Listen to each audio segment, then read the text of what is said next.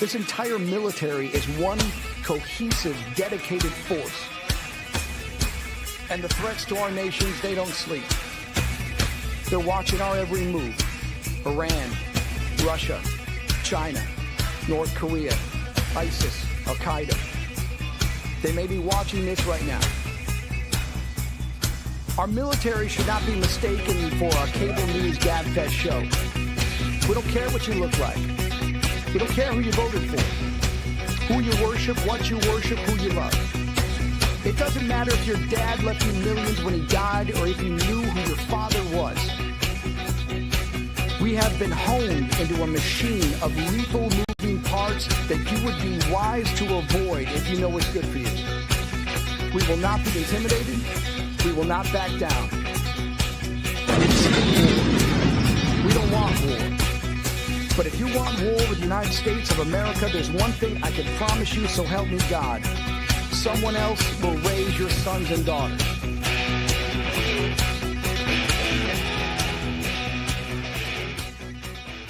Opinions expressed in this program are those of the speakers and do not necessarily reflect the views or positions of any entities they represent.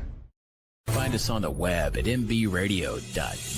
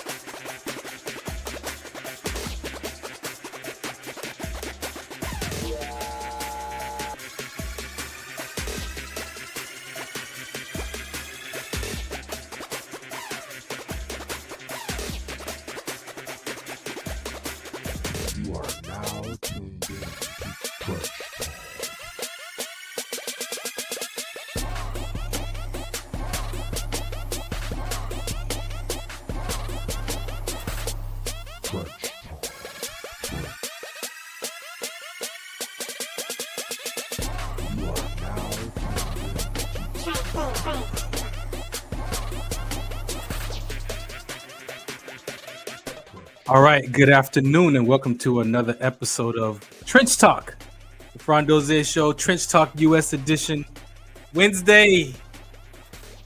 What can I say? Just a lot of stuff going on in the world as we know. If you've been watching what little TV or what little social media or radio talk shows, however you get your news today. There's just so much going on in the world today, and so this episode of Trench Talk US should be interesting. I am not into politics, even though I did serve in the military and I'm a part of this government system. We know that politics talk can get in the way of a lot of relationships, and so for me, you have to figure out how do you give up your opinion so that you can hear other people's point of view, right? Because sometimes our opinions get in the way. That's what I see. I see that our opinions get in the way to the point that we are unable to even listen to one another, right? And so if you understand that and you live from those conversations, then sometimes you have the strength and the power to set aside your opinion and to hear and listen to someone else's perspective or point of view or whatever that is. Because none of us are right or wrong in our conversations. And I believe that in our country, it's what's separated. We've already been separated. We are, if I say we're United States, that's a capital U and a capital S, small U, lowercase United States, because we are not connected in a way that just look at the results, look at the outcomes in the world, right? So we hear it, we see it. Is the whole U.S. that way? Probably not. I could tell you, I could talk to my neighbors right here in my own neighborhood, and we don't have no differences in opinions or anything. So who really controls these airwaves and focuses on these kind of topics on a globalization perspective? So for me, it's like, okay, so how can I use my platform? How can we have these conversations in a way that we can share information? Look, we all, doesn't matter what nationality you are, it doesn't matter what your skin color is, male, female, we all have the same worries, we all have the same concerns, we all deal with similar or the same circumstances. We just might respond or react differently because of how our environment has taught us how to respond. And sometimes our environments don't teach us, I won't say the correct way, but again, our environments teach us the best way that they know how to survive this world, these world systems. And so they're not wrong. However you grew up and what your family taught you about Democrats, Republicans, the United States, the president, the electoral college, like whatever they taught you how to think about those conversations, you might want to go back and rethink to see if that's how you think about those today. And that's fair. I had to do that for myself. Yes, my family, my parents taught me the best that they knew with whatever and what they had. However, I had to figure it out I had to go at some point and figure it out on my own. So today we're going to have some conversations like that. I got Big Dre in the building who's going to be hanging out with us, of course. But my first part of the segment here is with a dear friend of mine. We met on social media a few years back. Andy Chan. Had a great conversation with him and his son. I have a conversation called Life of a Series. And the son to father, father-son conversation is something that is very important to me. And so had an opportunity to interview him and his son.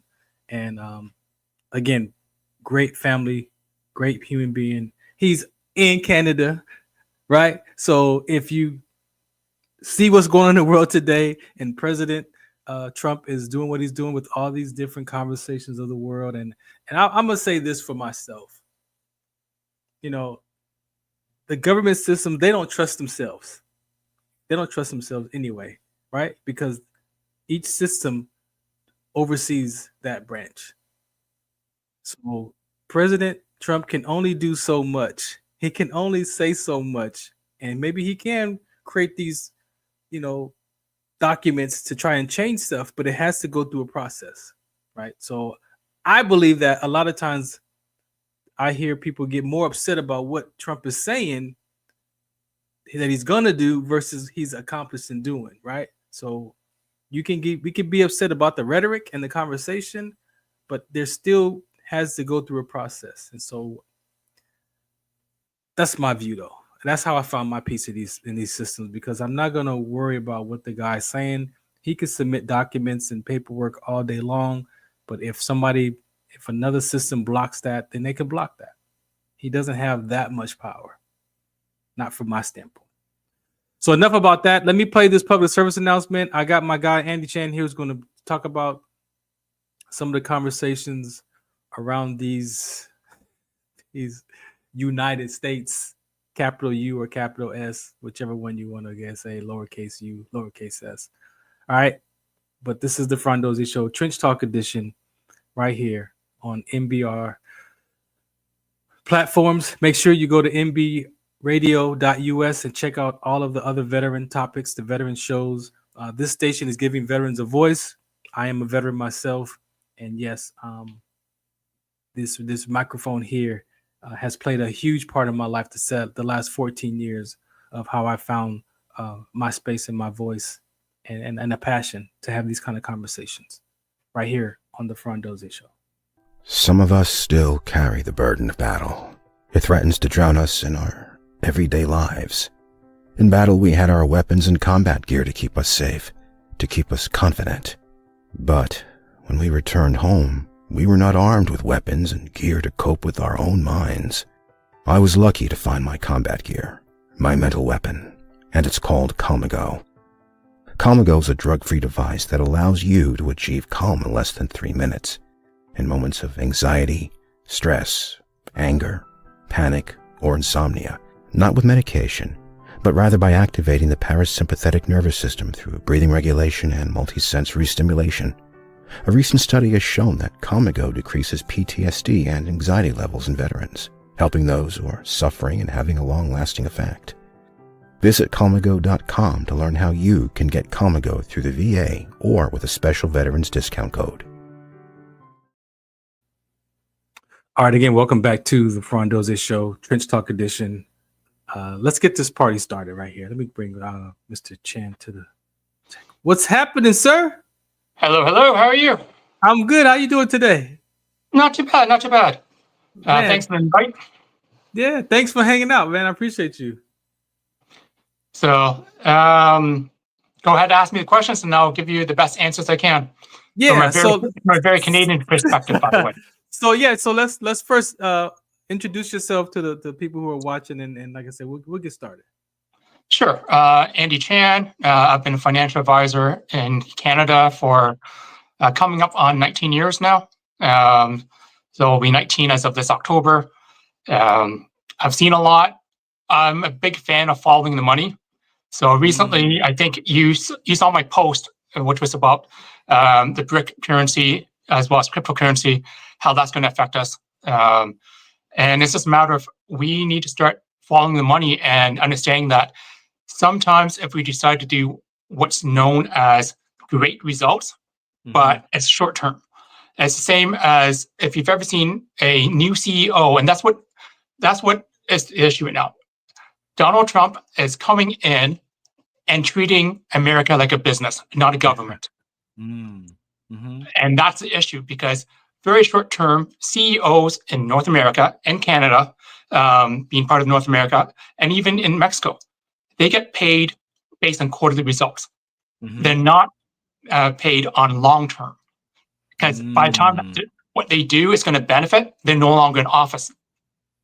So that's one of the reasons why I've always been a big fan of, even though I'm Chinese origin, of Japanese vehicles.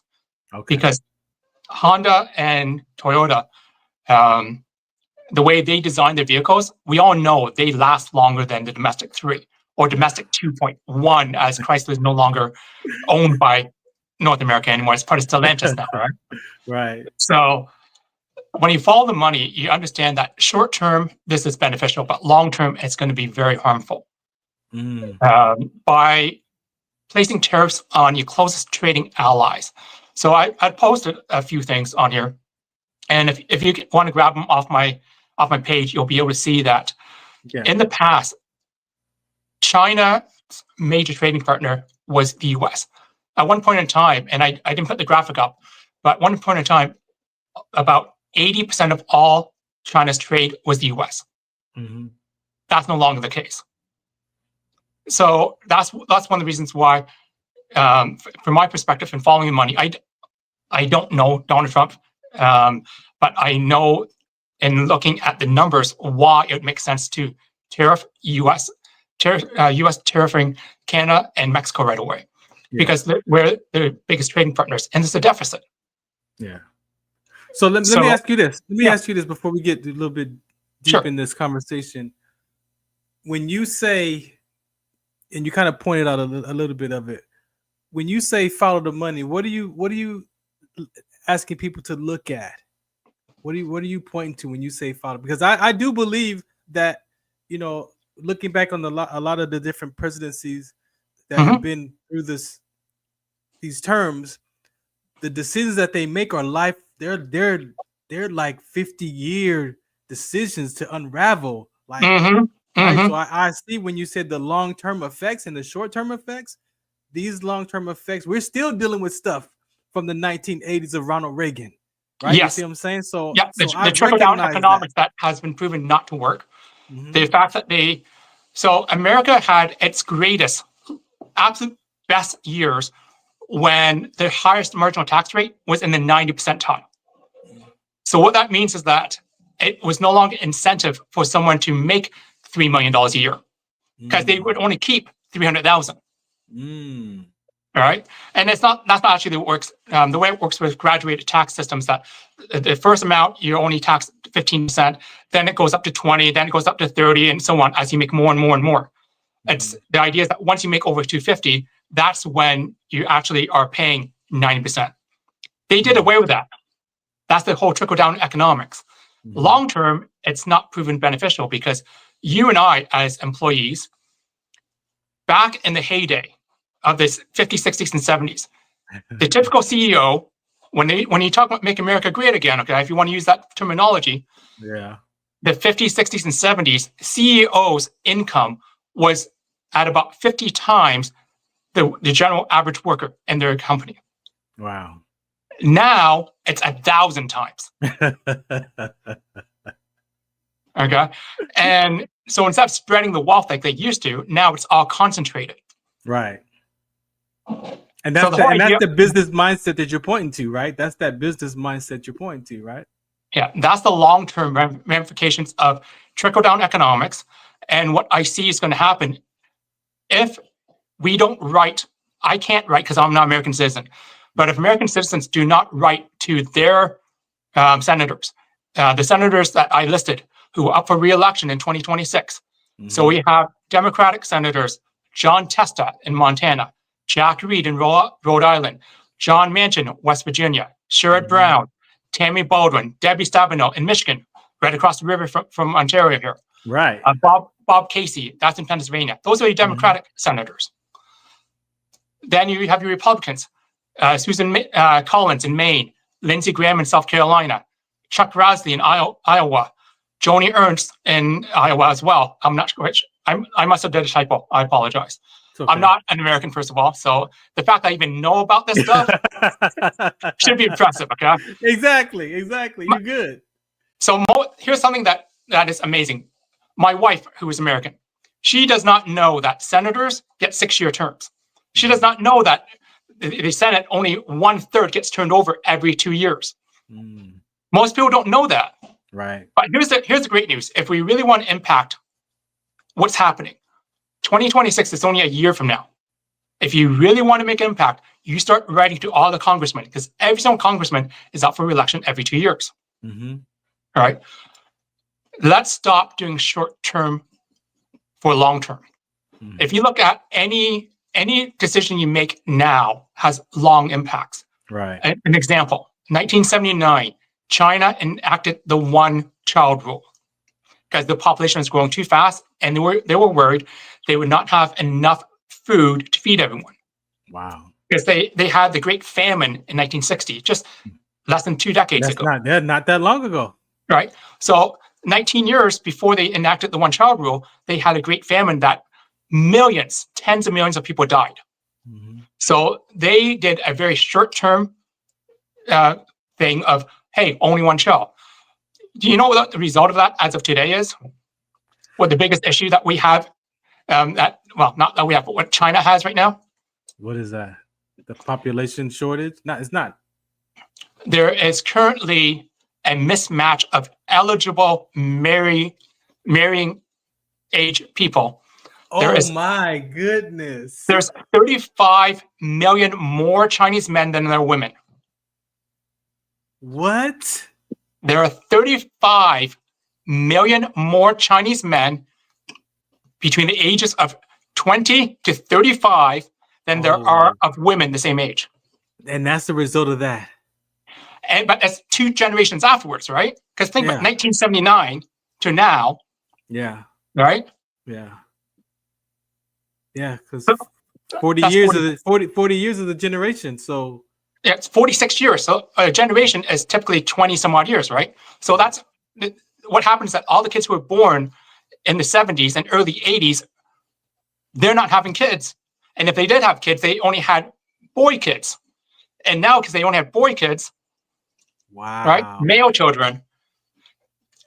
So we have to stop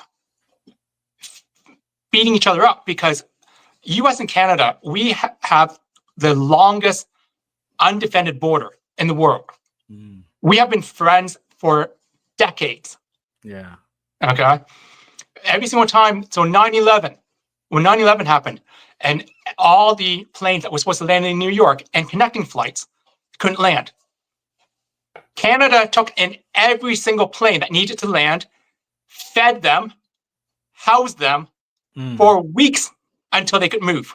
And now this is how you treat out your friends. Short term, it's great. Short term, it makes you look great because all of a sudden, people who were even thinking about doing manufacturing elsewhere is now manufacturing here. Right. But it's not possible because the amount of money it takes to build a factory and tool it. That's the other side of that. It's going to be 3, 4, 5 years later. So it's not going to help right now. All it does is it places a 25% tax on every single American resident. All of a sudden, all your stuff goes up.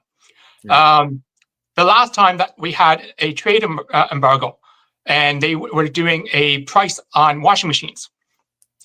All right. So all of a sudden, all those washing machines, even the ones when they're manufactured here, guess what? Those companies raised their prices 25%, even though there was no tariff. Exactly. Anyways. Yes.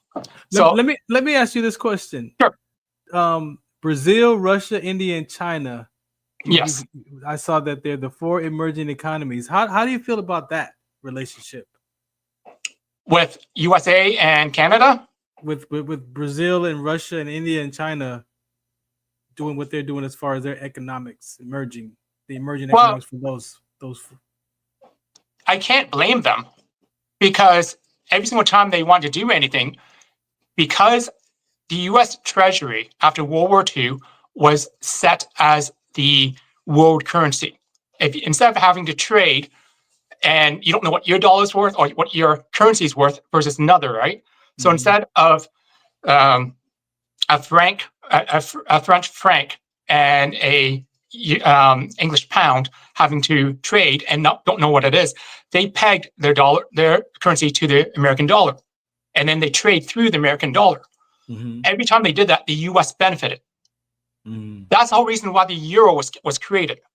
The euro was created so they have one common currency, so they could trade with each other without having to go through the U.S. first. Brazil, Russia, India, and China, they got sick and tired of the one superpower that's available, which is the U.S., dictating to them what they should be doing. Right. So they've been in talks for a while. I predict they will eventually do it because China and India alone represent half the world's population almost. Right. And they're sick and tired of being dictated by a totally different culture than them on how they should do the mandates. Here's a real crazy thing, okay, that most people are not aware of. China, because they were always being dictated on how to do things. Over the last 35 years, they have slowly and progressively done direct trade with over 20 countries, bypassing the U.S. Treasury altogether. So that's why U.S. can't really tariff, and that's the thing that brought me to my knees and thinking, how crazy is this? Right. Why would you raise tariffs by 10% to China and 25% to your best friends? It's almost like, you know what? I can't walk down the street and knock that guy up the side of the head for money, but I'll go to my neighbor and steal his lawnmower. That's how it feels right now. And the long-term ramifications is that I have a lot of friends who, being in Ontario, it's cold. A lot of them, they have property in Florida. Right. So all the retirees. Last conservative estimate, and conservative with a small c, not the right-wing conservatives. Okay. So a low estimate right now is that 1 in 5 Canadians are selling the properties in Florida and looking to buy outside of the U.S. Oh no. 1 in 5 Canadians who own property in Florida have now decided, if you are going to be this angry and this bad to us as your best friends who took and all your Americans who were stuck in the plains, who couldn't land anywhere, and we fed you and we housed you and we clothed you because you had no clothes because everything was just stuck. Because a lot of times people don't realize this. your plane might arrive, but your luggage is on another plane because they just shift things around, right? Right, right. So some people who didn't have the luggage had no clothes. Canadians gave everything to the Americans. We sent thousands of firefighters to help with your fires and after 9/11. So this is just short-sighted. Like, I need my grass cut. I'm going to go steal my friend's lawnmower right now. So from your perspective, what do you see the United States and Canada should create a way to become allies versus competitors? Well, we've always been allies. That's the silly thing. But you're saying that it's right now there's a fracture. How do we restore that? Well, the problem is that we have someone who is too prideful to admit that they made a mistake. You don't go to your neighbor and steal his lawnmower and then expect him to be friends with you anymore. Right? And that's not your neighbor. Your neighbor might forgive you, okay? But the kids don't. If you've ever seen I like that. Yeah. I like that. The kids might not forgive, but the neighbors, the dads can forgive, but the children might hold that against each other. Wow. Exactly. Andy, I like that, Andy. I like that. Exactly. And so here's something that's interesting right now. There are pictures on social media that I have cross-referenced and confirmed from throughout Canada, and specifically in Windsor. Florida strawberries. Okay. They were on sale for $1.99. Canadian dollars. They were left to rot because Canadians are choosing not to buy American products now. This is not a tariff. They're not even buying it. Period.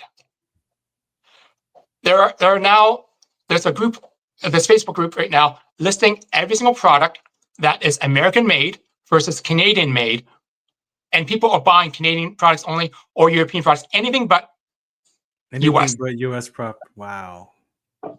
So you're saying in one hand, he's trying to so-called save US money. At the same time, we're destroying relationships. It's good for today, bad for tomorrow. Yeah. And that's the problem. When you have a president who has always been a businessman, businessmen get paid quarterly. CEOs get paid quarterly bonuses. But that's what people wanted, right?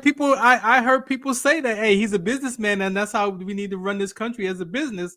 But he clearly, there are some unforeseen consequences, as you said, running a country in a business perspective versus how it's, you gave it another term for it at the other side of that, how it's supposed to be ran as a government.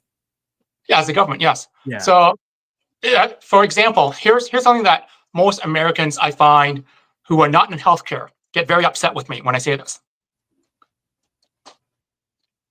Healthcare should not be a moneymaker.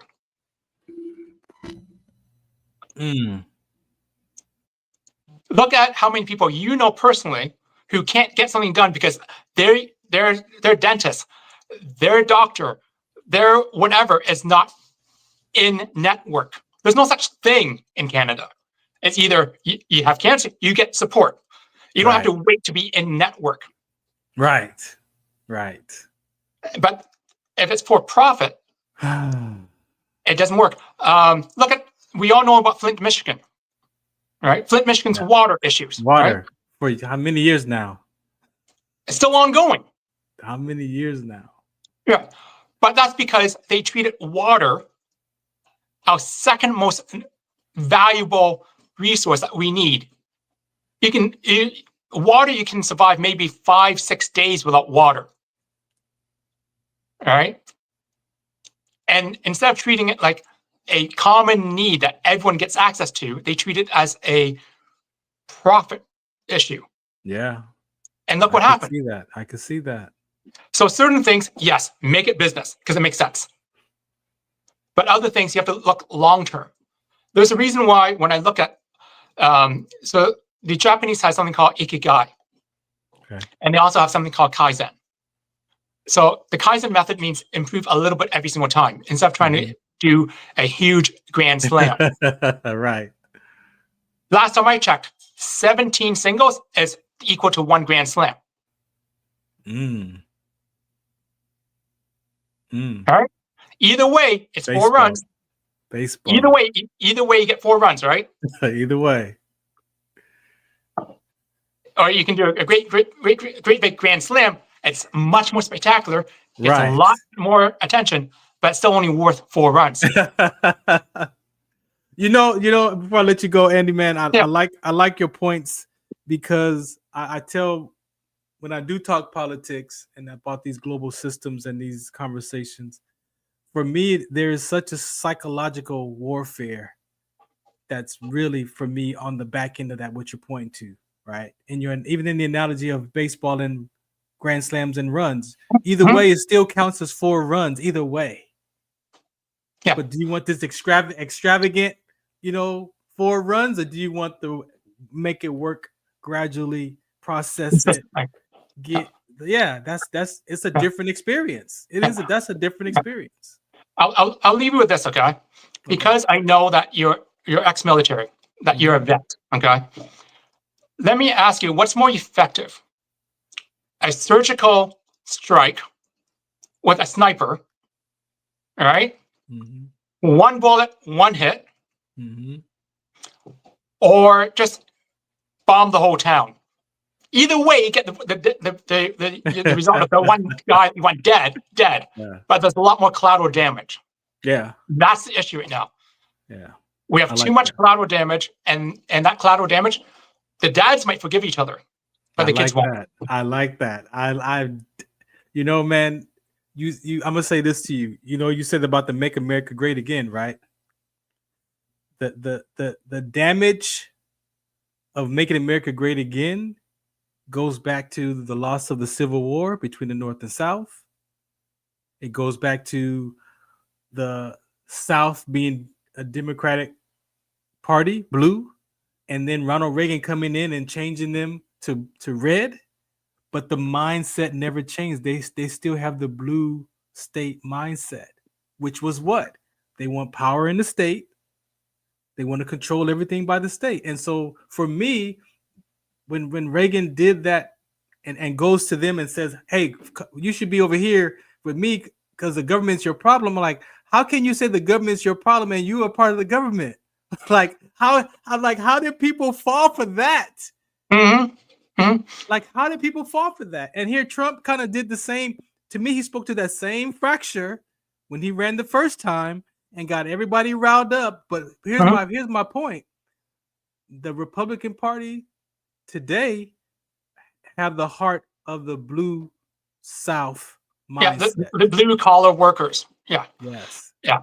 And that's how I see that. What I see is absolutely amazing is that everyone who's blue collar who voted for Trump are now hurting the most.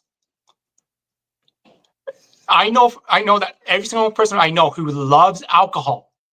Okay, I'm not sure if you're aware of this.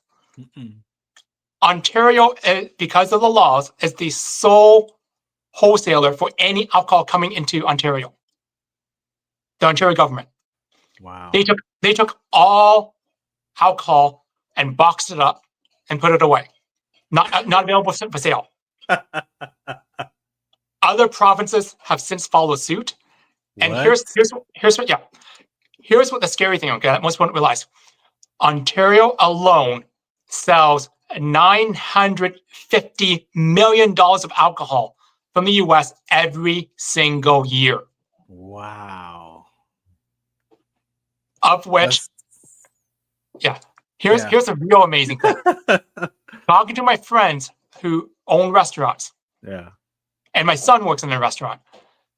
In the smaller restaurants, they have pivoted and they have decided to no longer, once they run out of, like some restaurants are not even going to serve the American alcohol. They're like, you know what, we're going to box it up and we might sell it later, but they've already made arrangements to buy alcohol from within Ontario. Wow. And anywhere but the US until this tariff that was placed on, because it was the worst deal that was ever made. Who would sign that I'm sorry.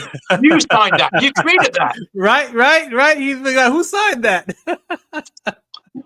So I think the hardest thing for someone who has always been able to say they're successful Yeah. to admit is that maybe, just maybe, that way doesn't work anymore. Thank you. But like you said, for me, the psychological aspect of it is, if my pride is in the way, I can't do that.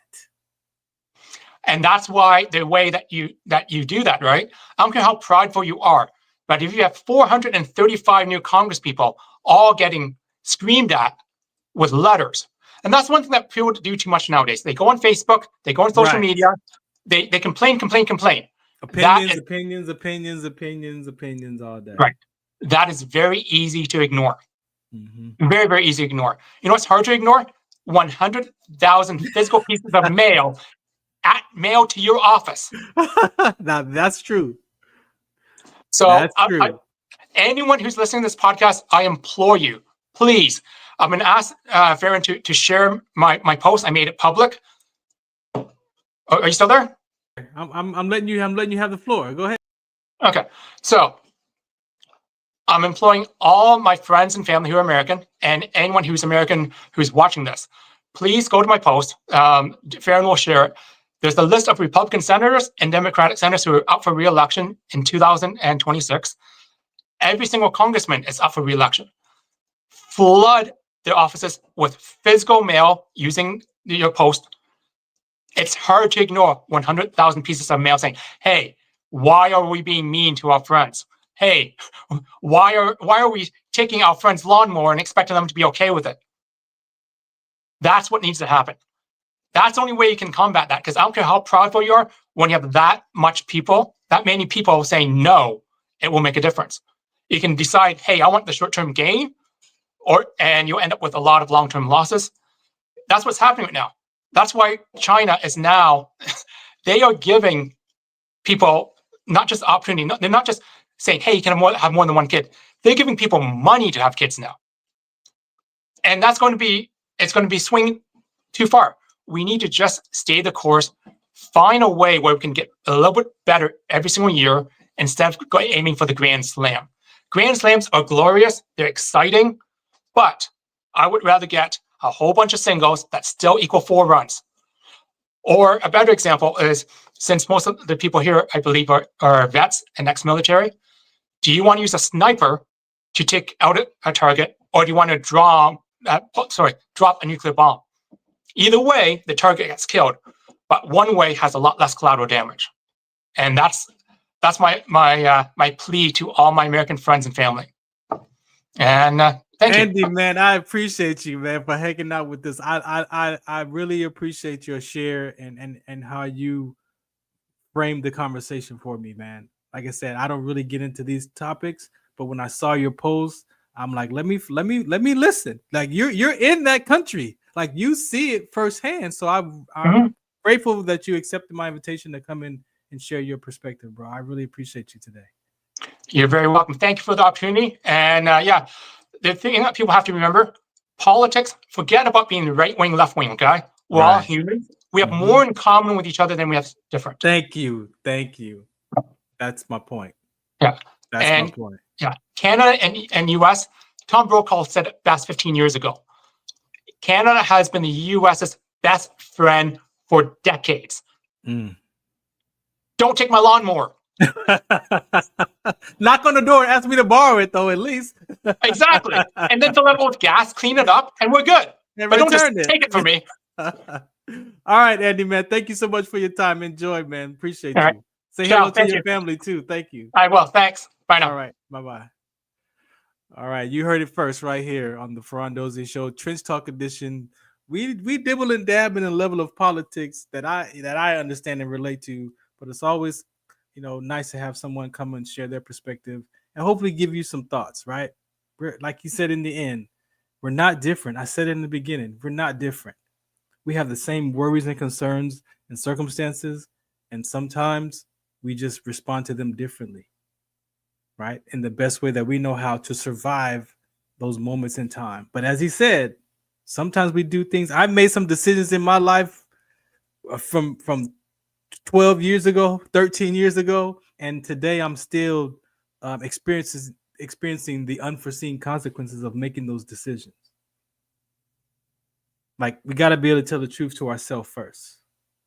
And sometimes we do things in short term that can have a long-term effect on us, especially if we don't see the full scope, or at least take a moment to ask questions to find out, hey, if I what happens if I do this? What do you think would happen? Have you done this before? Yes, this is at a human being level. This is at a conversation level. But how is politics any different? You know, how is it that you can make these decisions and we give our vote away, and it gives them the power to make these decisions for us in one perspective, right? So I'm gonna leave it alone. Andy said it all. Appreciate him. I'll come in right back with my guy. Big Dre is here.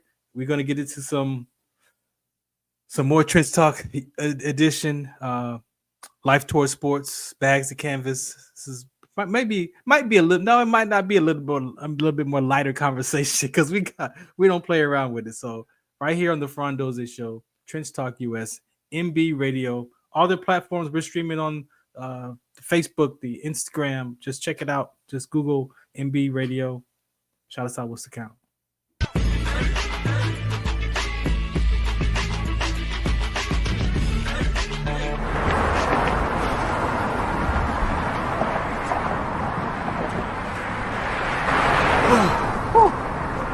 Hey, what's up, man? How you doing? I'm blessed, my brother. How you doing? I'm good, man. I'm good. Hey, did you see the game last night? Oh, that was a good game. But did you see the shot? I lost money from that shot. Oh, too, man, that shot was cold, I man. hated it, but it was good. Damn.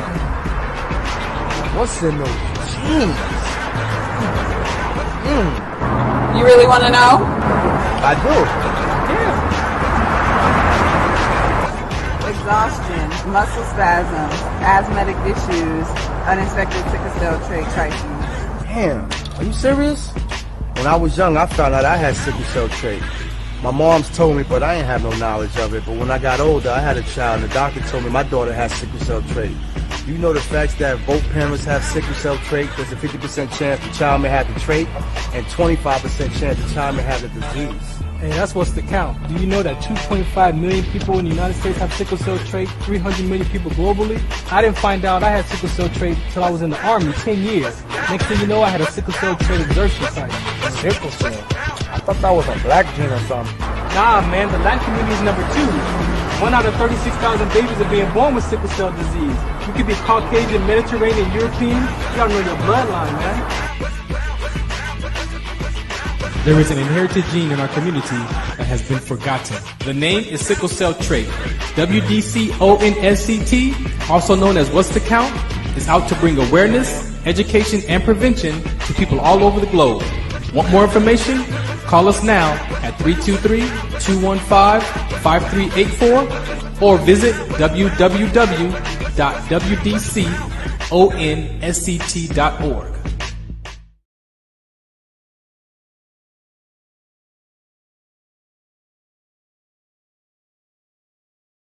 Zetovia salve, made from natural and organic ingredients, good for inflammation, poor circulation, hemorrhoids, yeast infection, lip sores, dry coughs, eye pain, minor cuts and bruises, and ready to purchase at botanicaherbalco.com. BOTANICAHERBALCO.com. botanicaherbalco.com. This is Farron from the Farron Dozier Show, 8 p.m. Pacific Time on KCAA Radio, 106.5 FM, 1050 AM. Also streaming from the KCAA Radio.com website, the station that leaves no listener behind, and MBR Radio. That's right, MBR Radio on all their streaming platforms, including MBR Radio on Roku TV, Sunday nights live, 8 p.m. Pacific Time on KCAA Radio and MBRradio.us. The Farron Dozier Show. For more information, search farrond.com. All right. Welcome back to another episode of the Farron Dozier Show, the Trench Talk edition. Yep, you can catch me on Sunday nights at KCA Radio, 8 p.m. Pacific time. Another episode of the Farron Dozier Show. That one is more of still a variety talk show. I do some veteran talks over there too, but that's more of my variety show, sports talk, things like that. So, all right. So, what can I say, man? It's been a pleasure these last few weeks working with Big Dre here, man, and he has truly been a blessing. Just the things that he's been up to in his life, and ready to share that with the community on a whole nother level, right? I could put it to you that way. So let's just get you on the table. All right, you mothers. All right, you mother. Y'all my way, What's happening? What's happening? Doing it, man. I'm chilling here at the house, man. A little rain, working on some projects out of Dayton, Ohio. Okay. Working on some stuff. I got some stuff going on in Dayton, Ohio. It's gonna be big, and I got some things going pretty intense. We had a little stint with the law on Saturday in Huntington Beach. crazy. But first of all, how you doing, man?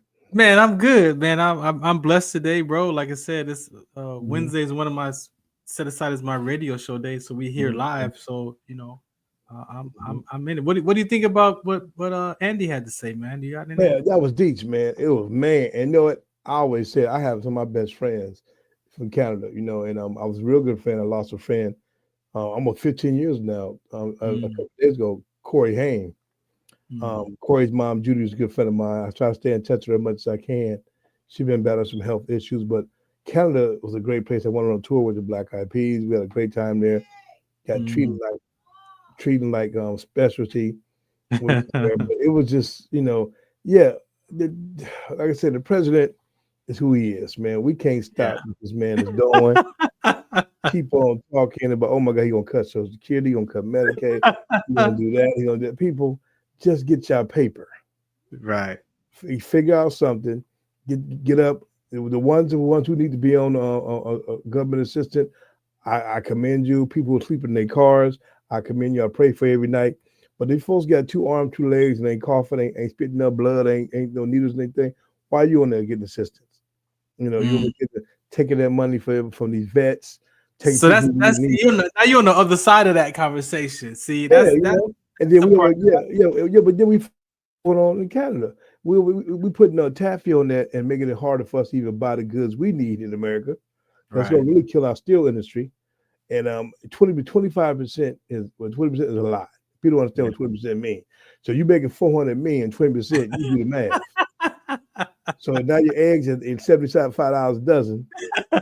And then I'm gonna go out and find some baby chicks now and raise my own chickens in my backyard. So now all your neighbors you gonna have every morning.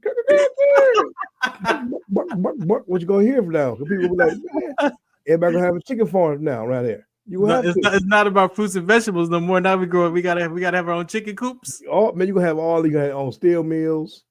Wood mills. You got all stuff, man. You're gonna do import export. It's crazy. Yeah, and that's a whole world by itself, man. Talk about globalization. And globalization, that's the whole world. And you know what's gonna hurt too? It's gonna hurt the pocketbook consumers. No more going to basketball games, baseball games. It's gonna be hot dogs. Be $72 for a hot dog. $150 for the chili cheese fried, and $25 for a drink. You know what I mean? So a family of 4, that is a brand new used car. A used car by the time you go to a season of events. Yeah, exactly. And don't go to Disneyland. You probably pay for a mortgage. Yeah. So it's gonna be crazy. I appreciate him for coming input. on. And he's right. We should get together people and write our congressmen who's in our district and say, look, y'all just make the president think about it for a while. Say, okay, now your boy's stock is just tumbling. Elon Musk is about to bust his head wide open. People torch his trucks and all this cyber trucks down the road now. See, you're doing neo-Nazi stuff. You're doing the people wrong, man. You're doing the people wrong. You can't be doing this stuff. Can't be doing that. People don't do all that. You don't do that. But not America. Had a little South swastika and it burned him up. So but it's going to be intense. And what I was talking about today, we talked about what our topic also was about today. In the politics and sports, and how sports, how that's a business. That's $1 billion. What? Oh, another $1 billion world. business, another Sports world of world. business. And if y'all who don't know who fought for football is a nonprofit. And people don't understand that. And that's football league is a Wait. nonprofit. The what? National Football League is considered a nonprofit. What? And see, how do you think most athletes make their money? Okay.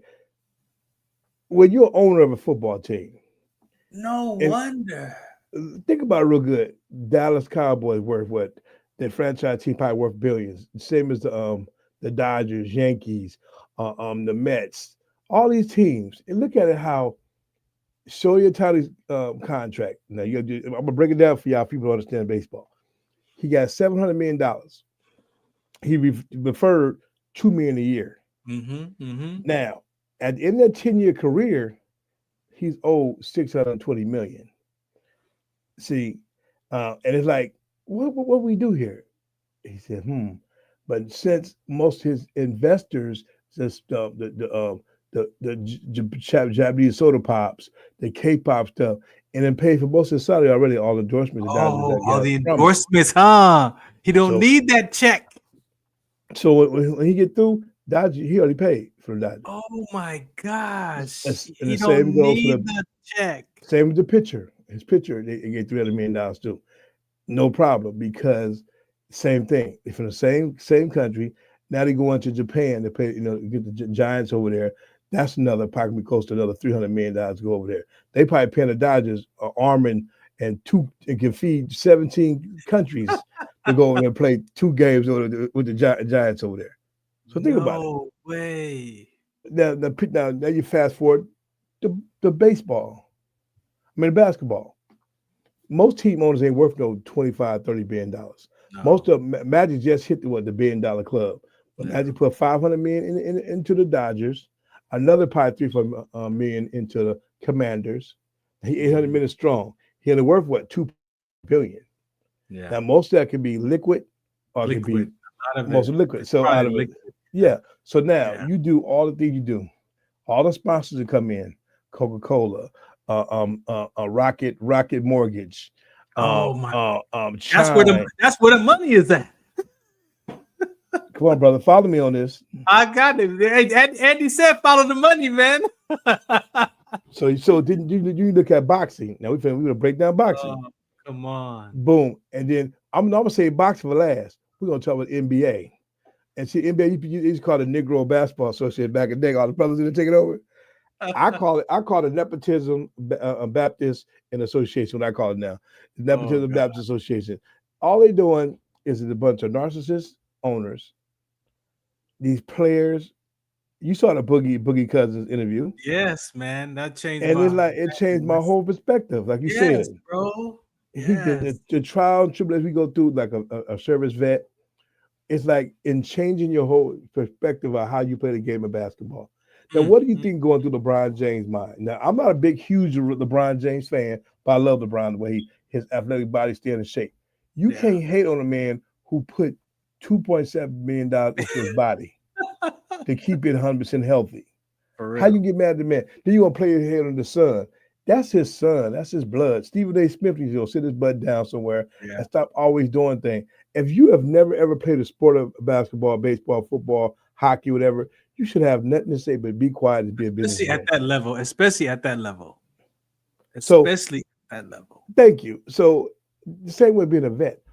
If you ain't ever dropped a bomb or threw a grenade or shot at somebody, how you gonna tell anybody how to live life in the military? No. Baby killers. We came back from Vietnam. My uncle was called baby killers. Right. What baby? He said, what baby did I kill? He said, even in Vietnamese asked, why are you brothers over here? Yeah. Just like Ali. We ain't got nothing against them, but we're to fight for our country. So you can't get mad at us. Yeah. So it's a big, like I say, every sport is considered a nonprofit.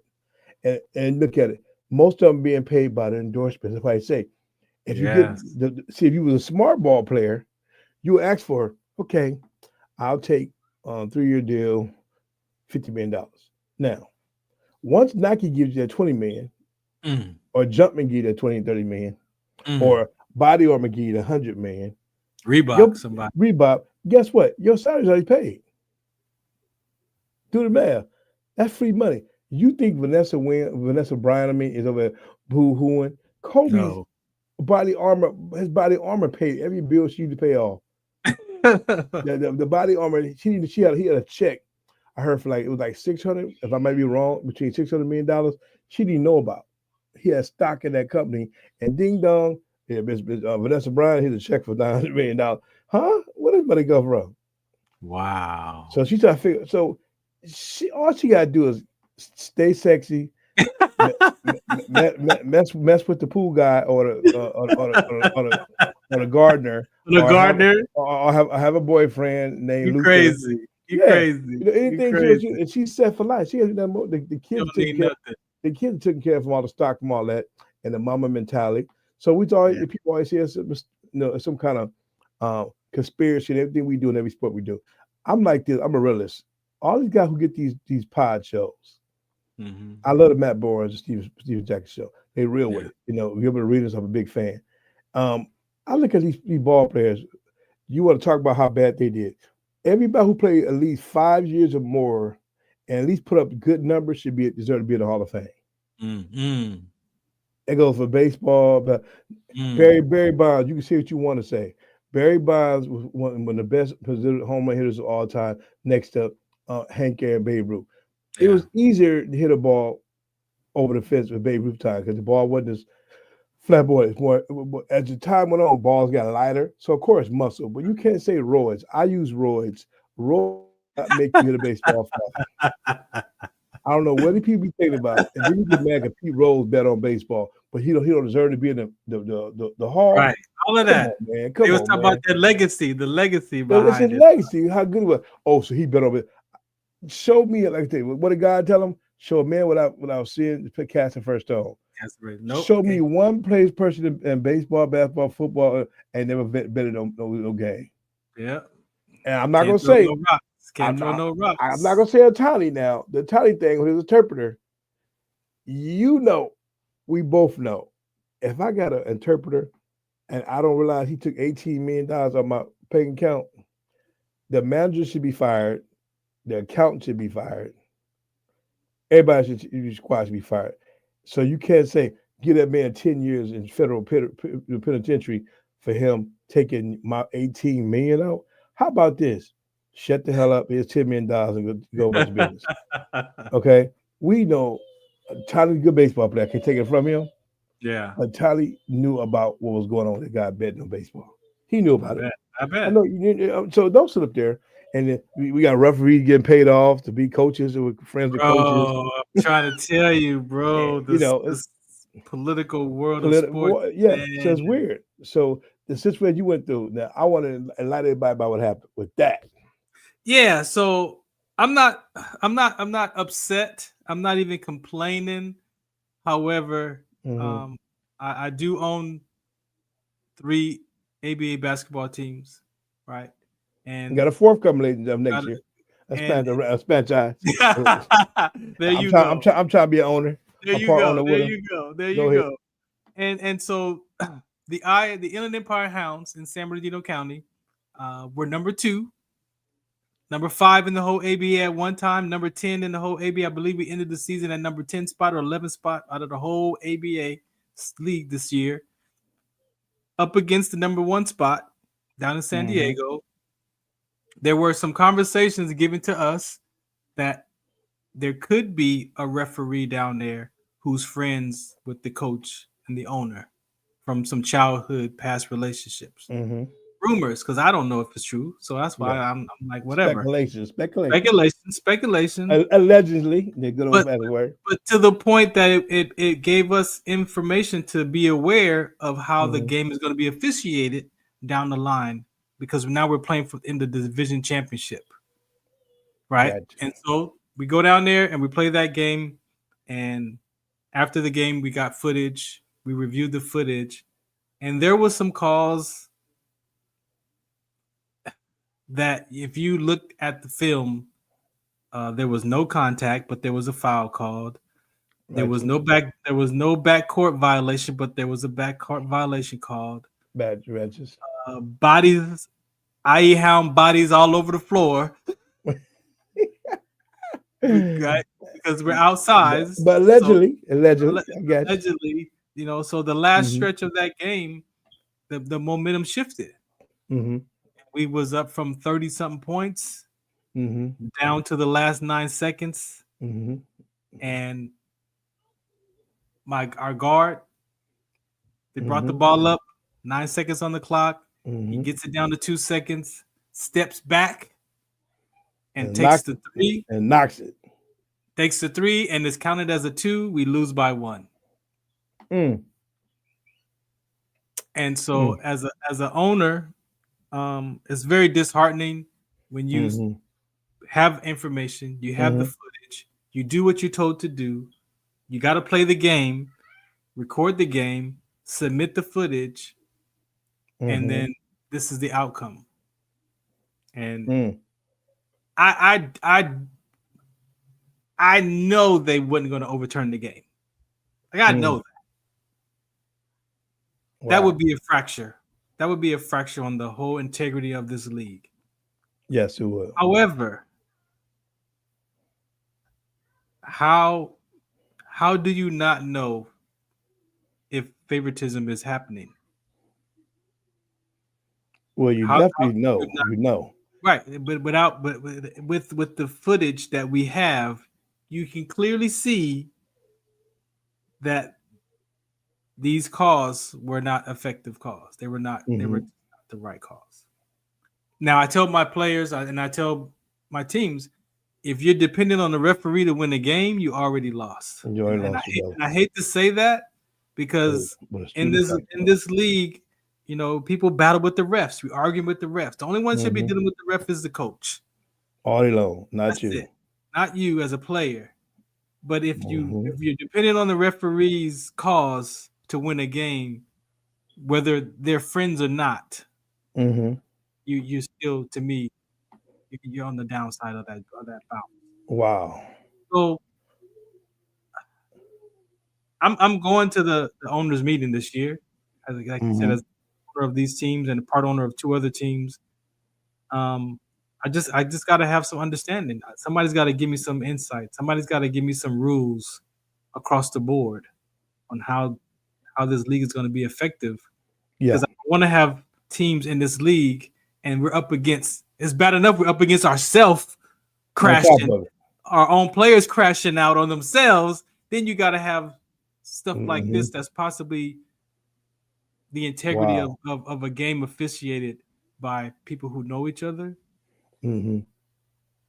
Like I sat with that yesterday and I was like, even subconsciously, you could probably be like favoritism, not even realizing that you're calling these plays, these fouls, Yes. Mhm.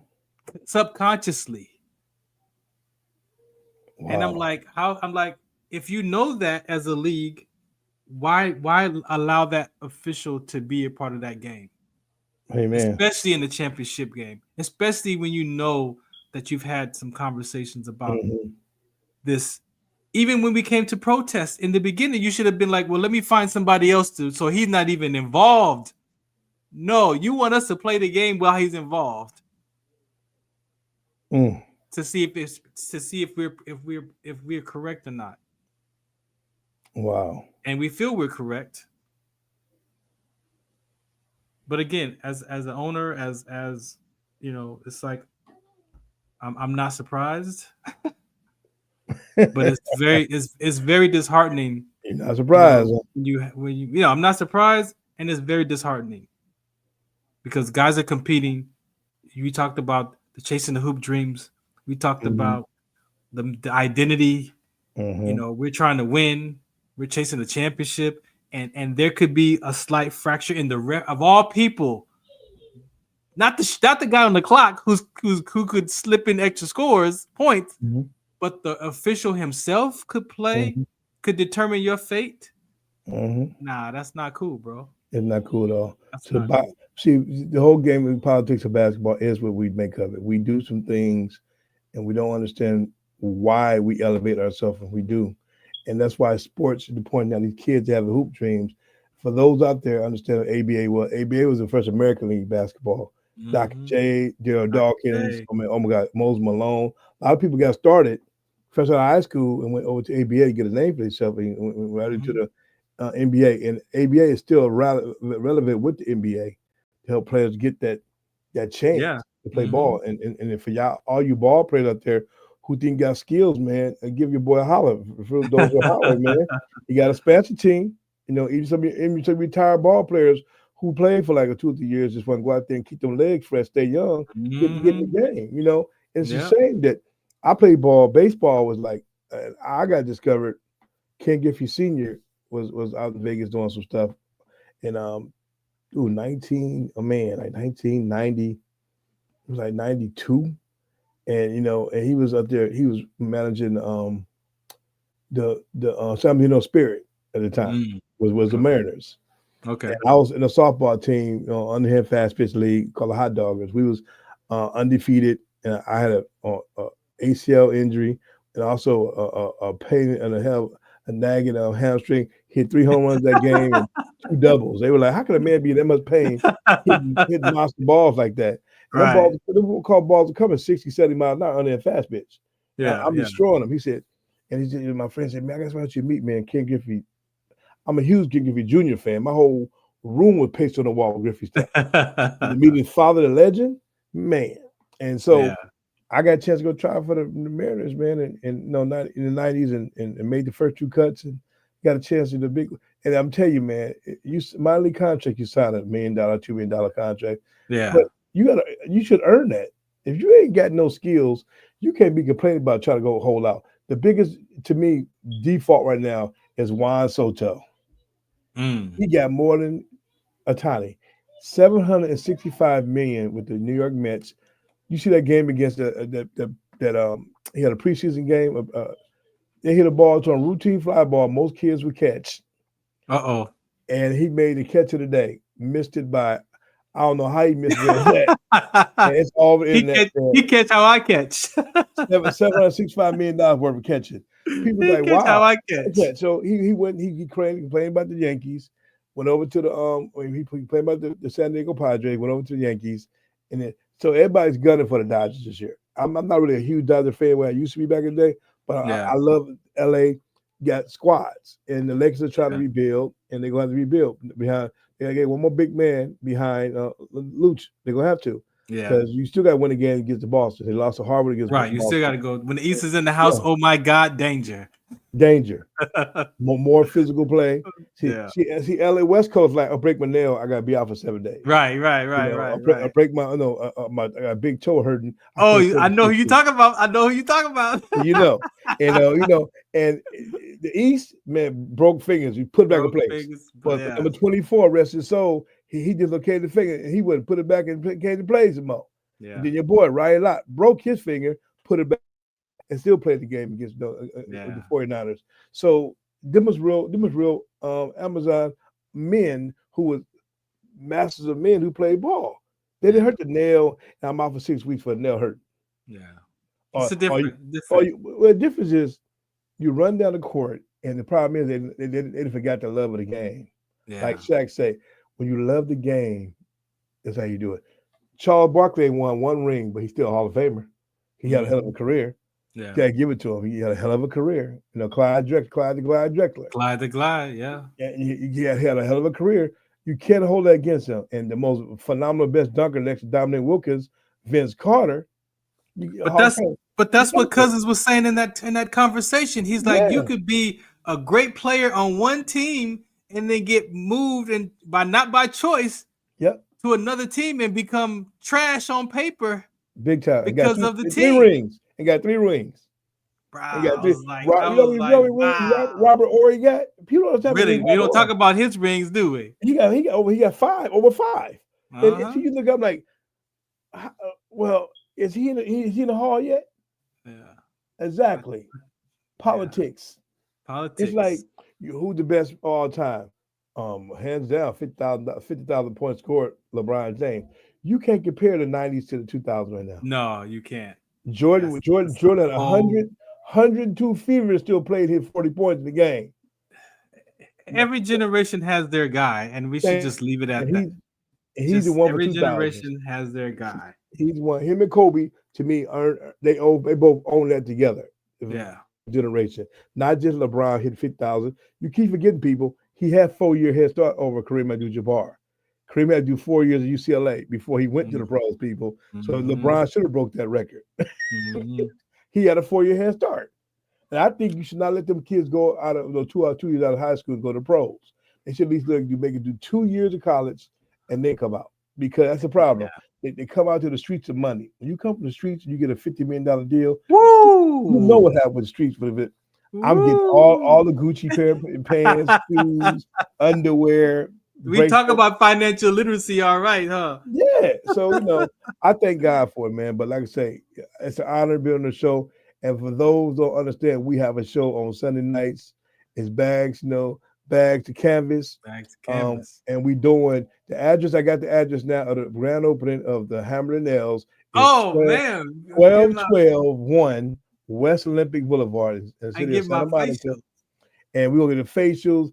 I became a member. I got the $91 a month package. Got 2, and you go up to almost the 600. Get you 4 or 5 limited. They got a bar there. It's a place for men to go and just be men and enjoy themselves. So we're gonna be doing a live broadcast April.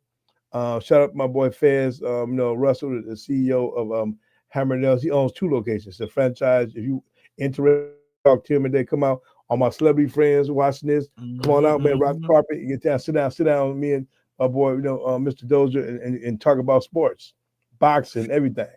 Man, so, let me play this PSA and come back and talk about some boxing before we get out of here, because we definitely want to touch on some Bags and Canvas. Again, thanks for listening in. This is the Farron Dozier Show. I got Big Dre in the building. Coming up next, some Bags to Canvas talk right here on MB Radio platforms. Shout us out, what's the count? Some of us still carry the burden of battle. It threatens to drown us in our everyday lives. In battle, we had our weapons and combat gear to keep us safe, to keep us confident. But when we returned home, we were not armed with weapons and gear to cope with our own minds. I was lucky to find my combat gear, my mental weapon, and it's called Calmago. Calmago is a drug-free device that allows you to achieve calm in less than 3 minutes in moments of anxiety, stress, anger, panic, or insomnia, not with medication, but rather by activating the parasympathetic nervous system through breathing regulation and multisensory stimulation. A recent study has shown that Calmago decreases PTSD and anxiety levels in veterans, helping those who are suffering and having a long-lasting effect. Visit Calmago.com to learn how you can get Calmago through the VA or with a special veterans discount code. Tune in to the Farron Dozier Show on KCA Radio 106.5 FM, 1050 AM. Also streaming from the KCARadio.com website on Sunday nights at 8 p.m. Pacific Time. Brought to you by Sports Collective TV, Sports Collective Radio, and Sports Collective Media. We got the Heme Factor, we got In the Zone, and we got Fourth Down and the 20-second Timeout Sports segment. All for you right here on the Farron Dozier Show on KCA Radio 106.5 FM, 1050 AM. Also streaming from the KCARadio.com website with my guest hosts Robert Lamar and Coach Will. Catch us on Sports Collective Media on Instagram and Facebook. And make sure you watch us Sunday nights at 8 p.m. on KCA Radio 106.5 FM, 1050 AM. Also streaming from the KCARadio.com website. Music, talk, sports, and so much more. The Farron Dozier Show.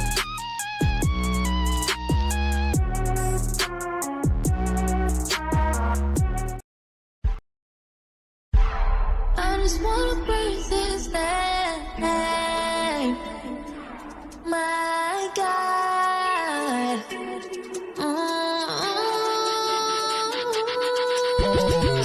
Lift his name up high, dedicate this life, give him all we got. We will testify with our hands out, I keep him up in the sky. I just wanna praise. I just wanna praise. I just wanna praise. I just wanna praise. I made it up out of the city, avoided the hate and the gritty.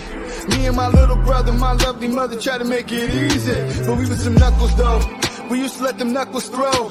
We used to let them chuckles go when we thought about the places we would go. Yeah, lights off. Yeah, no really. Lights off.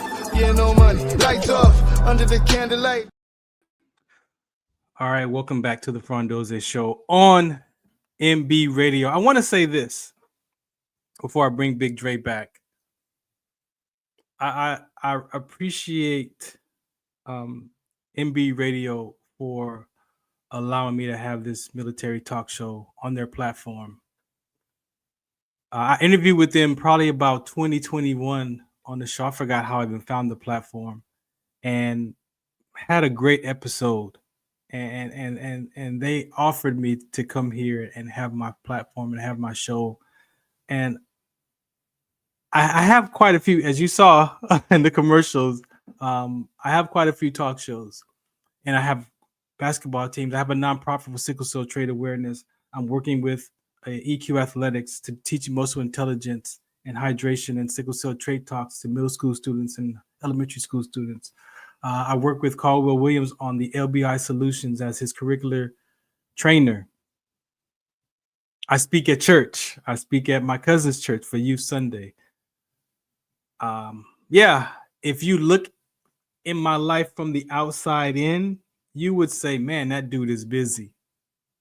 And I'm going to tell you this, I appreciate it because I had to remove the word busy from my life because it made me feel like I didn't have time for anything. Right. And so as a child, as a basketball player, as a person who played basketball, and then an identity comes into a soldier for 24 years, my brain is wired to do a lot of things at one time. We don't call it multitasking. You got to be able to function at a high up tempo mindset to be in the military, no matter what branch you're in, right? And so I appreciate those of you who care, and I don't know if that's a compliment that says I'm busy, but what I want to tell you is you didn't see when I was in depression and anxiety and despair and wanted to take my life when I thought that my life was over. So what you see today is a product of me figuring out what's next in my life and coming out of that depression and coming out of that anxiety to find what my new identity was going to be, or even start peeling off those identities. And so this platform on MBR, giving veterans a voice, like 14 years ago, I'd stumbled upon internet radio on Blog Talk 14 years ago. So what you see that I'm up to in life is something that it is an aspect of who I get to be. It's not what I do. These talk shows that I have on the various days of the week are a part of my life. They're part of my schedule. They're part of who I get to be in life. And guess what? Most of those conversations are across the board, the same topics that I talk from, right? And so I appreciate y'all, and I love the opportunity to be here and have those multiple shows. Each one of those shows is an expression of Farron. Each one of those shows are expression of what I care about, that what matters to me, and in what I feel that's important into the world that maybe doesn't get addressed. But I want you to know that this microphone that you see right here, God used that to give me something to attach myself to save my life. So that depression, that anxiety, yeah, I have to manage it. But I removed one of those of the willingness to die. Like, I don't want to die. Like, I felt life was over, but do I want to die? No. I found something to give my life to. I gave my life to this country for 24 years. Now I'm giving my life to Christ. And yeah, I'm up to a lot of stuff, and I enjoy it, and I'm not busy. I have lots of time because I create my time. And that's one thing I want my veteran community to understand. My therapist had told me this before, and in the midst of it, I didn't get it. But he told me, you have to scale your life back. And I'm like, I don't want to scale my life back. No, I want to play ball. You can't play ball like you used to. You can't exercise. You can't do the things like you used to before your injury. But my mind didn't want to see that. My mind didn't understand that. But what I'm telling you is, I'm sharing is, we have to figure out what's my relationship to time. What's your relationship to time? What's your perception of time? How do you view time? If you view time as not enough time, then you can cause anxiety today. If you live in the future of uncertainty, then you can experience anxiety right now, and your mind is already in the future that you can't control. So yes, I laugh and I have fun and we talk, but there are people's lives at stake. The veterans take their life one every 65 minutes. And a platform like this allows veterans to come here nervous like I was 14 years ago. I'm still nervous today. I don't have it all figured out. It might look like this is my first time on the air because I have no ego in this. I'm very humble. I want to have a conversation of things that matter, and it comes out how it comes. Especially when you do a live talk show, it's gonna go down how it go down. The camera might freeze, whatever. We got to make it work. If you want to be live, I could pre-record it and make it all pretty for you and post it. But this is real, and I don't edit my shows either. Go back 14 years, those shows come out how they come out. And so for my brothers and sisters on this platform of MB Radio, I want to say I appreciate y'all for the courage that it takes to come on this platform and share your story and interview people and figure it out on the court. Because for some of us, life was over. For some of us, I was 10 minutes away from taking my life. And a 10-minute conversation like this could save someone's life. So we don't take these for granted. On the spiritual aspect of it, I appreciate God for blessing me to have this conversation, to give me what I'm talking to you from my mother's womb. That sickle cell trait, I was born with that sickle cell trait, inherited, and almost died from that gene. But here I am, speaking from it, educating others so that they may have an opportunity to understand what's going on with their body, right? So I appreciate y'all for listening in. I got a bunch of shows at Farron Dozier if you want to catch them. But this is who I get to be. This is not what I do. This is a part of my life, and I appreciate Big Dre, who is also a broadcaster on the side too. And he sees the vision. He caught the vision. I caught his vision, and here we are, moving this thing forward. Shouts out to Ilya Daily. Man, Ilya Daily's been with me since 2015. We always at LA Talk Live. Let me tell you, LA Talk Live had shows with cameras in 2006 before they was called podcasts. That's LA Talk Live. We had cameras. We had Live 365. We was playing music, paying royalties. I had a 4-hour show at LA Talk Live. I mean, we had fun at LA Talk Live. But I want you to know that the veterans that you have on this platform, on MB Radio, we're all working out our traumas from whatever they come from. And all of us are looking for that what's next. And finding this microphone and a place to share our stories is very important, and we don't take it lightly. All right. Shouts out to MB Radio, Farron Dozier Show, Trench Talk Edition. Sir. What's up, man? I had to get that out of my system today, bro. I salute I had to you, let man. it go. I had to let it salute go, you on that, and you should. Us vets, we go through so much, and being on the ledge and not having the right person to talk to, bro, can push you. Yeah. I tell you all the time, man. You and shout out to most of my females out there who get just we even go there. How they get trashed on them ships, on land, and how they get the harassment thrown at them. I mean, it's just, man. And I got to commend my sisters out there who put up with all that. I had a cousin Navy. She did 2 years, and she's planning on 4. She got out after 2 years because the harassment was so bad. She got PTSD kicked in, and she had this knocking in her ears, and she couldn't deal with it. And she tried to fight to get her 100% now because she said, man, cousin, it was crazy. I thought I was going away to travel, see the world, and serve my country.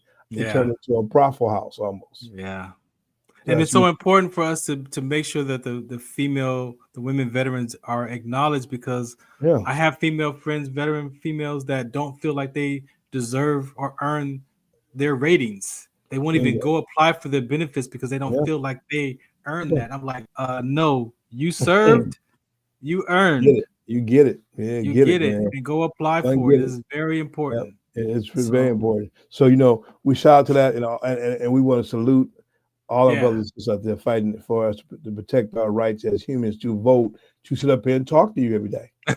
That's for real. How we got here. Yeah, my boy How Richard. we got here. Yeah, all this. So, bless it. But like I say, back to that to our last episode. So bags to canvas, man. Bags to canvas. What do you want to say about the boxing? Okay, The boxing world. 5 minutes of oops, damn it! Why are we doing this? First of all, I'll give a shout out to my boy Sam Watson, one of the chairmen at PBC. Sam and him and Tom Brown from GBT promotions, Goosen Brown, these guys, and the late great Dan Goosen Tudor, who James was signed with, he had world champion Michael Nunn, all those cats out there he worked with, and the boxing game has changed a lot over the weekend. I think a couple days we had a boy fought in Sydney, Keith Thurman. Oh my God, horrible. He looked so bad. He knocked the guy out, but you tell age is getting in at 36 years old. The power is not there, declining. Of course, 36 years old, that's considered a tree hump of oldness when you're 36 in boxing. And the game just got so big. You said a tree hump? A tree hump. I mean, that's how it is. It's like trying to get there, It's like episode of Creed Part 4 or something, And like Michael G. Jordan did Creed. He had to actually box. He had to get in the ring, and he learned how to box. Right. One looked so real. Sylvester said, "You can't." And he fought in number 1 and 2. In that one scene, he got knocked out by Tony Bellows. Tony Bellows is a world champion. Yeah. And in the action scene, he said, and action, he got knocked the hell out. He got completely, it was a straight shot to the jaw. He was out. He said, woke up. He's all talking about it on Colton O'Brien, how he got knocked the heck out.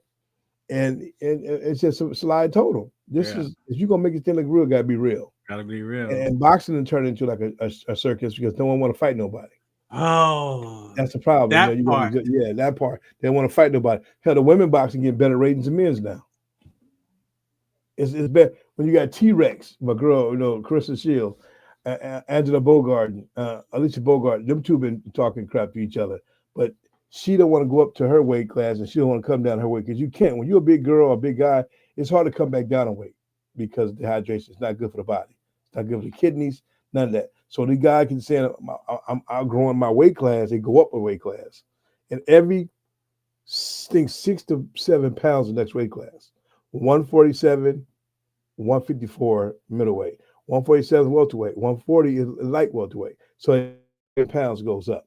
So you can't, whatever T-Bud's finna do, Bud Crawford finna do when he fight Canelo in September, which is already going to happen, and everybody mama going to be there. I bet us being there for the press conference. He's going to put us in a media ring now because we got this canvas, back to canvas. It's going to be a great fight. But it's just to the point that it's getting, boxing is getting a black eye because UFC, talk crap, you're in the ring a month later. Right. And you at 154? Shut up. I'm coming down to 154. You kiss my ass. We're going to fight. That's how it is. The boxing, your mama suck. That's the old day, though. That was the old days, though. Nowadays, the kids say, I'm a kid. Yeah, you think you bet Javante? I got grease in my hair and I took a knee by accident. Javante, you should know better, boy. either you were scared of that boy, Lamont Roach, or you just took a knee because your knee was hurting. He took that punch. It was like, ding dong. Who's at the door? Who's at the door? Exactly. And took the knee and told him, he got some activator in his eye. The girl said, I didn't put no grease in his hair when I braided his hair. Because he had that hair, that braids for almost 2 weeks before the fight was going on. So she rebraided it before the fight. And she said, well, no grease in there. He knows a certain substance you can't have in your hair. Right. Only Vaseline in the corner. So how would she put any other substance? And now he might be in trouble with that because now they want to use that against him. Yeah. Having some illegal substances. Yeah. So you got to see because what Ali fought your boy. He fought Liston. The ointment on the gloves. He fought 2 rounds, couldn't see. Yeah. He said, I also a I blurry remember you vision. said that. I Yeah, remember you remember said he that. beat the brakes off of Lister Steel with Yeah. blurry vision. So it ain't no excuse, brother. It got Medusa with the little eye, little braid slapped against the eye. There it is. Okay, bro. You still got 25 million. But people think the money's not into the purse, it's in the pay-per-view numbers. Do you know Mayweather still haven't cashed his $100 million check against Manny Pacquiao? They fought What? them 10 years ago. It still sits on a lamp at home. $100 million. He may have used it now, but $100 million check sat there for almost 5 years after the fight was over. Just sitting there. That's what the pay-per-view numbers was. Now, Wow. Bud Crawford and Cabello, Crawford said, Cabello saying they're gonna break that record, 2.2 million views. That he claimed they're gonna break. They going for the views. They going for because for the money. That's why I tell my partners, let's get us a pay-per-view in our streaming platform because it's easy money to make. If you get 20,000 people watching a fight for $5, do the math. Right. Oh yeah, it's a wrap. It's a wrap. So why I got enough. That's enough money to do my sickle cell trade awareness for the rest of my season. So my gift to you is that I'm a partner in a network, a corporation called Flip Flop Network, and we are starting a pay-per-view, and we're gonna be we're gonna do all our events there. So once again, I want to tell everybody that we will be live at 121 West Olympic Boulevard in Santa Monica. First part of April, grand opening of Hammer and Nails. And the number there, I'm gonna get you guys the number there. If y'all want to make some appointments right now, the number is 323-543-0001. That's 323-543-0001. Ask for Fez, Russell, the owner. We'll make appointments when the grand opening come. But you get your nails done, you get the shaved, you get your feet rubbed, toes done. Baby. And you have some liquor. No cigar lounge yet, ladies and gentlemen. But look out, we're gonna be live. We're gonna be live there. So check us out. We're gonna build a platform, and any sponsors out there interested in sponsoring, bags and canvas, boxing equipment companies, let us know. We'll run your ad. You talk about boy Mr. Dozier about that, about how the price of the ad to be. But we'll run your ad on our sports show. And we're in the process now. I guess we talk about moving the night maybe to maybe Wednesday nights for a while, or we might stay on Sundays. But I will be coming to the studio more because I'm working on a project out in that area closer because I live in Los Angeles. But I have a sister in Corona, but I still go out there and visit and a surprise up in the in the studio. I love being in the studio because it's nothing like it. I'm at the house right now. This is exactly the house you are here. But see, when studio. It takes a whole different platform when you're in the studio. Yeah. And so we're going to make people understand that we're going to take Bags to Canvas to the next level, showing the politics of sports, what sports is really all about. So we're gonna have a couple of guests on there next week. I'm working on getting Mr. Rodney Rippey next week on there because Rodney, the big advocate for the veterans. Him and Mr. What was his brother's name? Who's with him? Bill. Bill Montgomery, who's cousin of Catherine Johnson. So we want to get, and I also have Mr. B.J. Douglas, who played the father of the Black Power Ranger. And I talk to BJ all the time, and we working on something big. So yes, we need a platform for the vets can come and just lay down and get down, get your nails done. So we're gonna talk to the owner about doing something for the vets on that grand opening. When you come in, you get 50% off a shave or something for him so that we give him back. So we're gonna talk to him about that later next week about doing that on that grand opening. Because the more guys and women come out to enjoy themselves, the man, if you're a female vet, come out with your husband and just give them a pamper by you showing up with support. And all you sickle cell advocates out there, come out there and support your boy, Mr. Dozier, and do something, do something good. I appreciate that. So thank you once again for your time. Yeah, always for sure. Great. Always great. For sure. You talked about your incident with the 5-0, right? Yeah, 5-0 and so I was saving mine, right? Because I could relate to you. Yeah. I don't think I don't know if I've ever said this publicly on the episode. Exactly. I want the public to know, but mine it's over with after the 1st of May court day is over with. I'm gonna really bring the heat on everybody. Everybody can get a chance to hear what's really going on. Cause a lot of lies, you know. I had a similar incident with Beverly Hills cops. Mm-hmm. I think it was 1991, right after 91, 92. Right, remember the riots and everything else. Yeah, right after. Yeah, right around that time, man. I got. It was 4 of us. Mm-hmm. My buddy, he's passed away. Sorry, he was driving his girlfriend's new Honda Accord. Oh Lord, purchased. You're right. So you remember back then, a Honda Accord was a very high priced car back then. Yes, it was back then, boy. Now check it. It's brand new, and she purchased it from Beverly Hills Honda. Mm-hmm. Now you got 4 brothers in a brand new Honda Accord in Beverly Hills one night, leaving one of the restaurants. Mm-hmm. And you could afford to pay for it, too. We could afford to pay for it, right? Exactly. Now, brand new, no plates, everything stickers there, it's his girlfriend's car. So I'm riding in the car with my pistol. Boy. And I had it was mine. Yep. But what I didn't want to do was, because we were going out that day, I didn't want to leave it in my car. Bingo. So I brought it with me. Mm-hmm. And I was like, okay. So we're riding around all day. We was going all day. 1 o'clock in the morning, we go to this restaurant. I think it was Larry Parker's or some restaurant in Beverly, for Robertson and Pico. Yeah, you're talking about. Right? And so we go in there. He makes the turn. The restaurant is right here on the right-hand side. The line is packed. It's like 1:30. The line's packed. Oh, yeah. And we're like, bro, we're not going in. It's already, we've been riding around. We've been car joyriding all day long. Like, let's go home, man. I gotta get home, right? You go to Denny's, man. That's the case. So we make the right, and then he does a turn, turns around.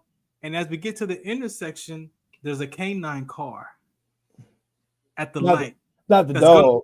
That's gonna go the same direction when we make this left, right? So I tell him, I say, yo, check this out, bro. And I could, Big Dre, I felt it. Yeah. I felt it in my gut. Good. I said, bro, check this out. When you make this left, pull over so we could get out of the car. Yeah, but and let them go by. Yeah, let me figure it out and do something. He's like, no, he ain't gonna mess with us. I said, bro, pull over, make the left and pull over. Like you let and park and let him go by, and we gonna get out the car.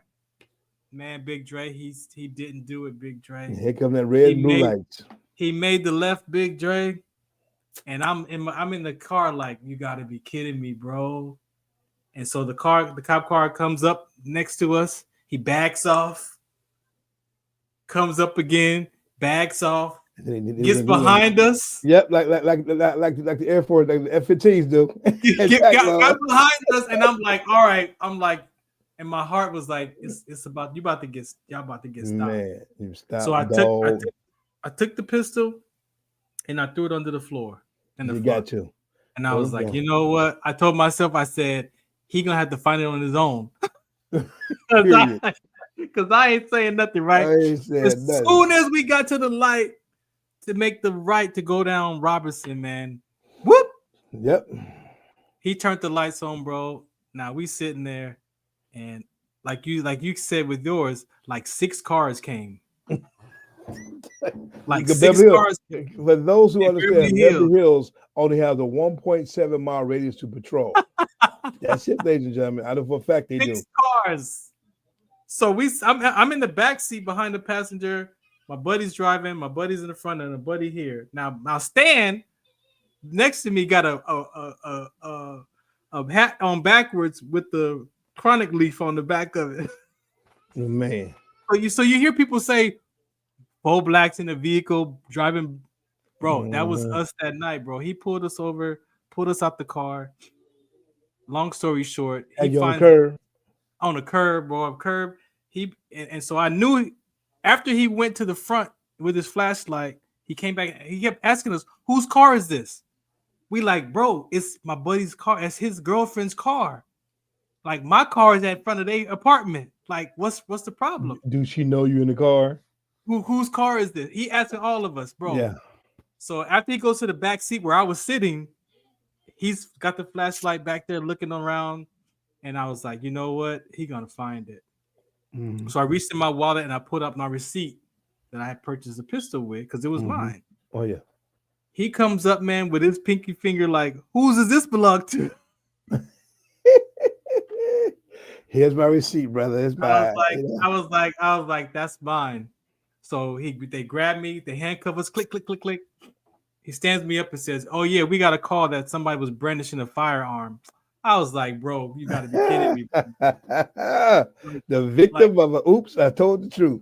Now you somebody called us a brandishing a firearm, and y'all fit the description. That's why I'm like, bro, for real. Well, I call it the Pinocchio dome syndrome. Bro. That's what I call So it. You lying. The funny part of the story is after they ran it, it was mine. They did all the running, but he said that how long they did it didn't take have them to run it? Bro, they ran it like right where we were sitting. Bingo. Right there. Dude, they had a You can hear the lady. Hold me.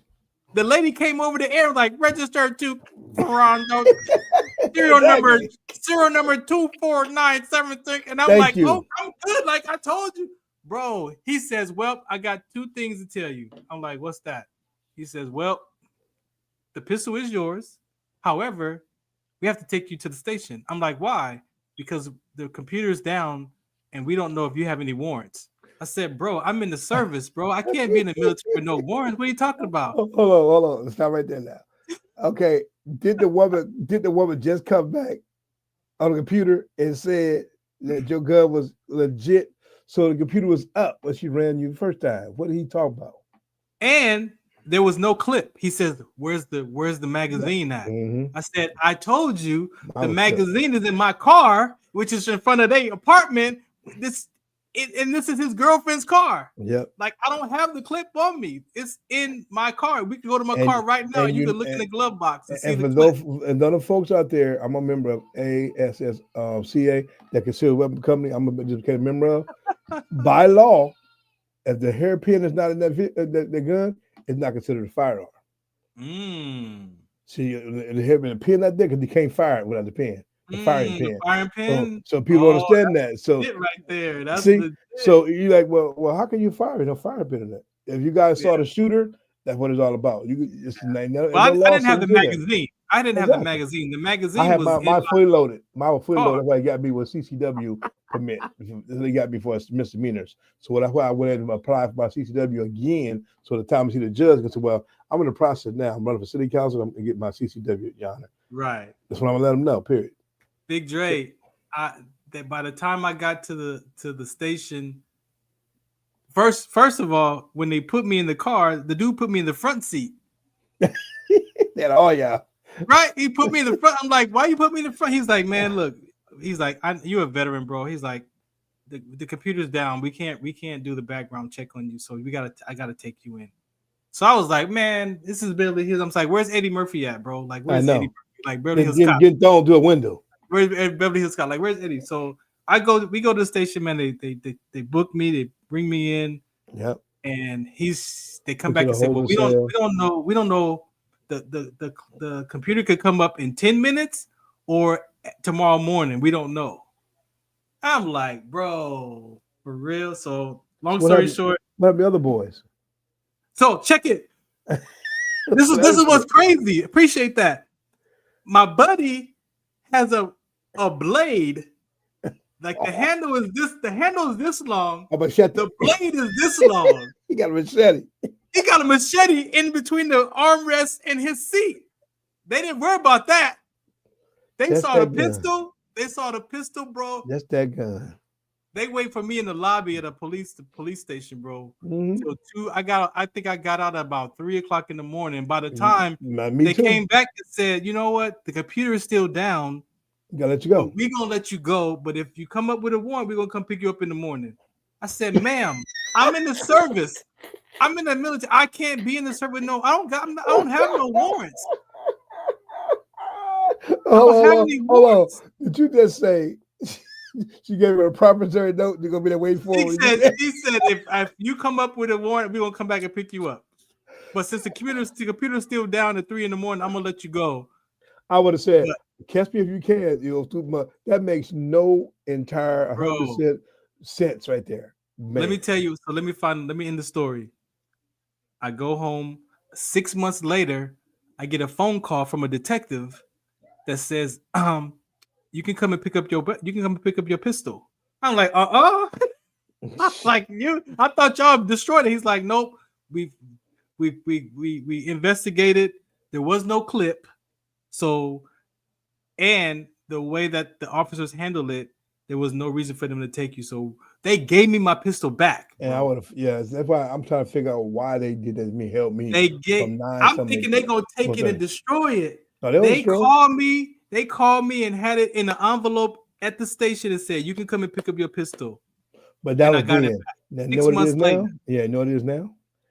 You got to go through the DOJ. I have to go to DOJ to get a gold seal now, stating it's a firearm release, and go to the person, the manufacturer, who I got to the FFL, who sent it. I picked it up and we had 10-day wait to them now to get my gun back now. Wow. They told me that night Sunday, go by properties on Monday while you're in town and pick it up. So I called him on the phone. Oh no, so you gotta get your DOJ release. I said, what you mean? He didn't say that. He let my. So you trying to hold my gun until my court date. You trying to do? You must think I'm crazy. Bro. So my lawyer say, how you holding the gun that is rightfully his? You said it was his. When you told me your story, I was like, ooh, bro, I got one almost kind of similar. Yeah. So ladies and gentlemen, just remember, you have rights. Take the fire pin out. And also, you have rights, people. If any of y'all been through this stuff, man, call your local lawyers and find out. And that's what the problem is. We said to lock this show up, to lock it down. Remember, people, if you act your age and not your color, most of y'all will come home. You'll come home. You'll come home. Say that again for the people in the front row. Yeah, if you act your age, not your color, you will come home in a safe environment. Because you can't be out there doing man. They waiting for you to be wicked. They waiting for us to act the fool. They were for a fool. So Rodney King did all he did was take a Honda and go 12 miles an hour and got beat up by 7 officers. Just imagine what happened to us. I'm in a 300. You in a Honda Accord, for God's sake. Honda Accord with 4 blacks. With 4 blacks at 2 a.m. Oh, we going to jail. Oh, you going to jail. You going to jail. So, in Beverly Hills. In a Beverly Hills Honda car with no plate. Yes, you must have just stole this. You had to. You must have just stole this car. You came to Snoop Dogg's house and you went to NWA. You was a supporter of NWA. You can't. Yeah. Whose car is this? Bingo. So, dude, where's my car? Part 2. Big Dre, man, thanks for hanging out tonight, man. I for really sure, appreciate man. it. Much love. Remember, April, Hammer Nails. No, 12-1, West Olympic Boulevard, folks. We'll be there live. So prepare. We're gonna give it the merchandise out. We have stuff made for everybody to come out and represent us. So we got you. No, thanks, Big Dre, man. Peace out. Blessings. All right, again, thanks for tuning in to the Farron Dozier Show, Trent Talk Edition. Shouts out to Andy Chan, man, for helping me get that conversation off the ground in the beginning of the episode around the United States and this Canada relationship and this globalization and what's going on in this current presidency. Y'all have opinions about that? Nobody's opinion is wrong, but just be able to give up your opinion. See, that's what I believe is going on in the world today. That we have so many opinions about life, and your opinion is your truth. Nobody's trying to take your opinion away. If your opinion is your truth, but someone might have a different view or a different perspective on that same conversation. And the ability to give up your view to listen to another person's view without diminishing or saying that your view is wrong, that's communication. Communication is harmonious. It's not reactive. It's listening to the person's tone, listening to the choice of words, repeating what the person said to making sure that you understand. This is how we disappear misunderstanding. This is how we have a level of communication that's harmonious, that people can share their views without feeling like they're going to be judged or they're going to have to fight to death to survive an argument with you. It's not about right or wrong or good or bad when it comes to another human being. Now, there are things in life that are right and wrong, yes, that we have to apply the laws to. But when you apply your opinion up against another human being, human beings We're not fixed objects, but we talk to one another like we're a fixed object. I talk to you like a person with glasses, how the world talks about people who wear glasses. Oh, I'm black, so you talk to me how you hear the world talk about black men. You think you can talk to me that way. I'm a person first. And I believe that that's what's in the way of us being a United States, capital US. Our opinions. I teach that at church. In the spiritual context, my opinion is my will versus God's word and God's will. So if I'm going to be a follower of Christ, I have to give up my will. If I want to follow God, the Trinity, I have to give up my will. My will to me is my opinion for God's opinion about my life. And the moment I did that, I've been free from a lot of issues in life, from a lot of survival mindsets in life. Yes, your opinion is valid. It is your reality. And it's not wrong, nor is mine, nor is their neighbors, nor is the white guys or the black guys or the Hispanic guys or the Asian guy's opinion or her opinion. We all have opinions. We all have worries and concerns, and we have circumstances. And yes, we want to be right. You might be right, but just because you're right doesn't make it right to say what you want to say. You have the right to say whatever you want to say. You have that right to say whatever you want to say, but doesn't make it right.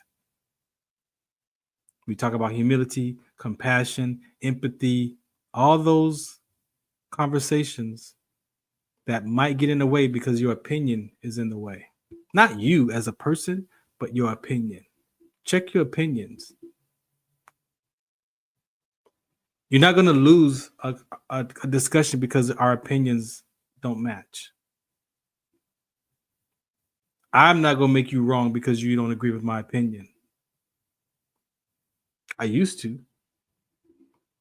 be like that. But that doesn't mean that it has to be that way. All right. I'm out of here. Next Wednesday, more Trench Talk US right here on MB Radio. Shouts out to the crews. I think we've had enough today. All right. So shout us out. What's the count? I appreciate y'all for listening in. I got to get out of here. It's been long enough today. Let's play some music before we get out of here. Let's go. This is my theme song right here. This is the Trench Talk. Shouts out to DJ Tantrum who made this track for me. I've had this for about 13, 14 years now. Appreciate you.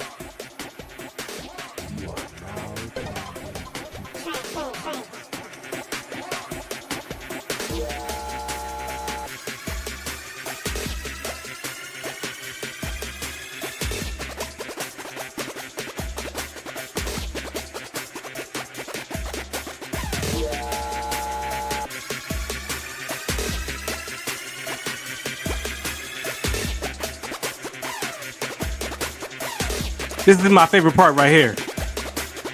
You are now tuned in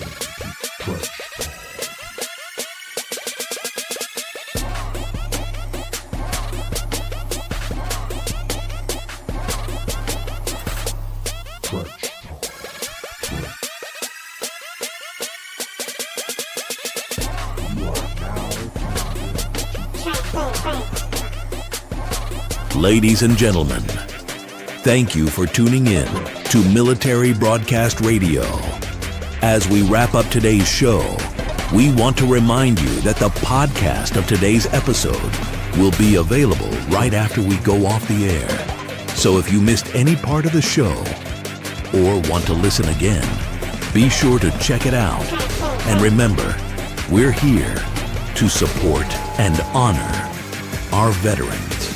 Your stories and experiences matter, and we are committed to giving you a platform to share them. That's right. We're here to give our veterans a voice. So don't forget to catch the podcast and stay connected with us. Giving our veterans a voice.